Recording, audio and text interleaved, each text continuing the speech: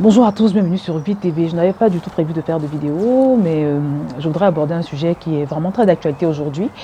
Et je voudrais donc m'adresser à toutes ces personnes qui font des commentaires vraiment des plus insensés sur les réseaux sociaux. Je n'ai jamais vu autant de commentaires insensés. Et c'est à propos de cet homme de Dieu qui a attrapé le coronavirus, on va dire ça comme ça simplement. Donc j'ai vu toutes sortes de commentaires insensés sur Facebook notamment et je me suis dit non, je ne peux pas laisser passer ça parce que franchement, il fallait que j'intervienne. Et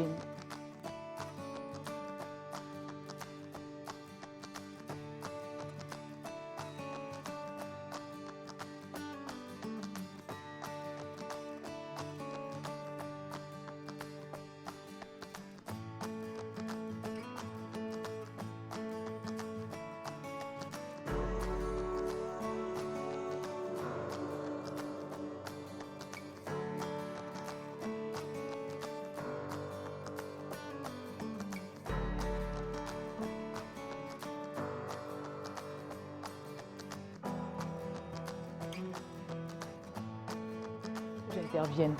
Et je voudrais donc vous dire, à vous tous qui vous moquez, vous tous qui... parce que j'ai même vu quelqu'un dire quelque chose du genre où est donc votre Jésus, vous les chrétiens? Où est donc votre Jésus quand on vous dit que Jésus n'est pas Seigneur, que Jésus n'est pas Dieu.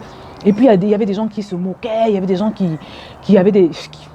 Bref, mon message vraiment, c'est de vous dire que le salut est individuel, le salut est personnel. Et que vraiment... tu ne dois jamais te moquer d'une personne, d'un chrétien qui passe par une situation difficile. Parce que déjà, tu ne sais pas pourquoi la personne passe par la situation difficile. N'oubliez pas que la Bible dit que toute chose concourt au bien de ceux qui aiment Dieu. Toute chose concourt au bien de ceux qui aiment Dieu. Donc quand tu vois un chrétien qui passe par un malheur, d'accord, tu ne sais jamais pourquoi ce qui se passe. Donc il faut éviter de trop parler. Parce que c'est pour ça que la Bible dit d'ailleurs que la bouche qui parle beaucoup ne manque pas de péché. La bouche qui parle beaucoup ne manque pas de péché. Vous voyez, il faut éviter de trop parler. Je ne sais pas si vous avez vu cette histoire qui circulait sur WhatsApp de ce roi qui est parti avec son serviteur chasser. Et puis, il y a un animal qui l'a attaqué. Le serviteur a réussi à le sauver des griffes de l'animal, mais il a quand même perdu un doigt. Et quand il a perdu un doigt, il a commencé à maudire Dieu, à dire au serviteur que si Dieu existait, si Dieu m'aimait, je n'allais pas perdre mon doigt. Puis il y a eu une discussion entre lui et le serviteur. Et puis finalement, il a mis le serviteur en prison. Et puis un autre jour, il repart à la chasse. Et cette fois-là, avec un autre serviteur, et il tombe sur une tribu de gens barbares qui les ont capturés pour les livrer à leur Dieu. Donc ils voulaient les tuer, ces barbares voulaient les tuer. Et au moment de faire le sacrifice, de sacrifier le roi en question, ils se rendent compte que son doigt est coupé. Donc son doigt est coupé et à cause de cela, ils ne pouvaient pas faire une offrande de qualité à leur Dieu. Et c'est comme ça qu'ils ont libéré le roi. Vous voyez, ils se sont débarrassés du roi et ils ont tué le serviteur. Donc le serviteur a été offert au Dieu. Et mes amis, quand j'ai entendu cette histoire-là, ça m'a tellement rendu ministère. Et qu'est-ce qui s'est passé par la suite? Il repart donc, le roi repart donc vers le serviteur qu'il avait mis en prison. Il le fait sortir de prison et il lui dit, ah vraiment, finalement, tu avais raison parce que si je n'avais pas perdu mon doigt, si Dieu n'avait même pas permis que je perde mon doigt, si ça se trouve, j'aurais été sacrifié, je ne serais plus là. Le serviteur lui dit, oui, c'est ce que je te disais. Et après, le roi dit, mais alors si ton Dieu était si bon, pourquoi il a permis que je te jette en prison? Le serviteur lui répond que, mais si tu ne m'avais pas jeté en prison, c'est moi qui serais allé à la forêt avec toi et j'aurais été sacrifié à la place de ce serviteur. C'est une histoire que j'ai trouvée puissante en fait. C'est une exhortation tellement puissante. Pour te dire que ne te ris jamais de ce qui arrive à un enfant de Dieu. Ne te moque jamais. La Bible dit que le malheur atteint souvent le juste, mais l'Éternel l'en délivre toujours. Parfois le Seigneur fait des choses parce qu'il a des objectifs précis. Parfois, vous allez vous rendre compte qu'un homme de Dieu, il a eu une attaque ou bien il a fait une erreur. Comme par exemple, Tibi Joshua, le pasteur, le prophète Tibi Joshua a prophétisé, il a fait une prophétie par erreur.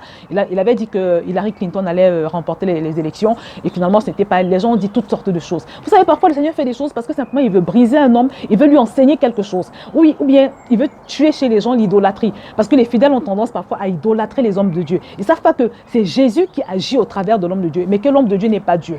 Vous voyez? Donc faites très attention les amis, faites très attention à ne pas dire des choses, parce qu'il y a des gens qui vont jusqu'à blasphémer. Mais ce que je voudrais condamner aujourd'hui, c'est que les personnes qui parlent souvent comme ça, qui ont tendance à se moquer, qui ont tendance à être à l'affût du moindre scandale dans la vie d'un homme de Dieu, c'est souvent des personnes qui ont du mal à avoir une relation avec Dieu. Même pas qu'elles ont du mal, elles ne veulent pas vraiment s'engager avec le Seigneur. Elles sont souvent entre les deux. Et je te précise que si tu es entre les deux, tu es dans une situation pire encore que celui qui est dans le monde. Parce que tu es dans le collimateur du diable, tu prétends être chrétien, mais tu n'es pas vraiment dans le royaume. En fait, tu as un pied dans le royaume et un pied dans le monde. Quand tu fais ça, tu t'exposes parce que le diable il va te terrasser parce que tu n'as pas vraiment la couverture spirituelle de Dieu. Tu vois? Donc, il vaut mieux rester dans le monde parce que quand tu es entre deux là, tu es en danger réel. Mais mon point aujourd'hui, c'est de dire que vraiment, il ne faut pas être à l'affût de ce genre de choses pour essayer de justifier ta position, pour essayer de justifier le fait que tu ne veuilles pas t'engager. Parce que le salut est individuel. Le salut est individuel. Et Dieu en fait, il ne va pas tenir compte des scandales que tu as observés à gauche ou à droite pour expliquer ta tiédeur. Parce qu'il dit dans sa parole, sois froid ou bouillant. Parce que moi, je vomis les tièdes en fait, ceux qui sont entre les deux. Donc mon frère, fais attention.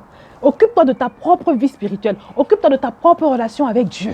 C'est ce que le Seigneur veut te dire aujourd'hui. Parce que c'est ce qui compte le plus. C'est la priorité. C'est la chose la plus importante. Tu ne seras pas jugé par rapport à un pasteur qui a attrapé le coronavirus, mais tu seras jugé par rapport à la parole. Et cette parole, Dieu nous l'a donnée, elle est disponible pour tout le monde. Donc occupe-toi de ton propre salut. C'est le conseil que je peux te donner. Parce que, une fois de plus, quand tu observes un scandale, tu ne sais pas quels sont les tenants, les aboutissants. Donc vraiment que ce ne soit pas pour toi un prétexte. Ne laisse pas le diable utiliser ça comme un prétexte pour t'empêcher vraiment de pouvoir chercher Dieu comme tu devrais. On va lire un passage et on va terminer par ça. Jean chapitre 21, verset 22. Donc on va lire, c'est Pierre qui s'adresse à Jésus. Alors ce jour, le disciple qui s'appelait Pierre était en train d'interroger Jésus. Il disait, oh Judas, ce que Judas a fait. Donc il parlait des autres en fait.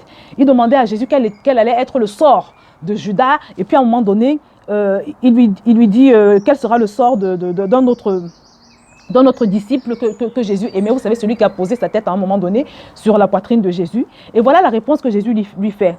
Jésus lui dit, si je veux qu'il demeure jusqu'à ce que je vienne, que t'importe, toi, suis-moi.